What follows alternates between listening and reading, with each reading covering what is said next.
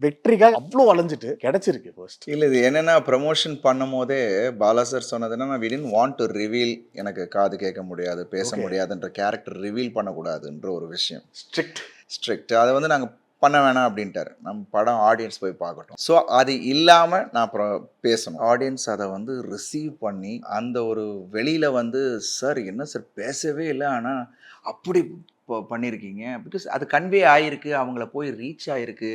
And அத அவ்ளோ அழகா அத ரிசீவ் பண்ணி, நம்ம பாலா சாரோட விஷன் அண்ட் நம்ம அத கன்வின்சிங்கா நம்ம போய் ஆடியன்ஸ்ட்ட போய் சேர்ந்திருக்கோம் அப்படின்னும்போது, அந்த பாராட்டுகளுக்கு எனக்கு அளவே இல்ல. அங்க ஆடியன்ஸ் வந்து படம் முடிச்சுட்டு கை தட்டின விஷயமா இருக்கட்டும், இதெல்லாம் வந்து எனக்கு ரொம்ப எமோஷனலா திருப்பி பேக் டூ என்னோட எமோஷன் கனெக்ட் ஆச்சு.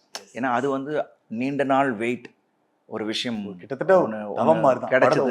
உங்க ஸோ படத்தோட டைட்டில். ஸோ என்ன இருந்தால் அப்படி ஒரு இம்பாக்ட் கிரியேட் பண்ணுச்சு. ஸோ அதுக்கப்புறம் இந்த ட்ராவல் இந்த படத்துக்கு ஒரு 1 1/2 வருஷம் ஒரு விஷயம் நாங்க பண்றோம். ஆனா இது வந்து அப்படியே அந்த கேரக்டருக்குள்ள என்ன பாலா சார் இறங்க வச்சுட்டார்.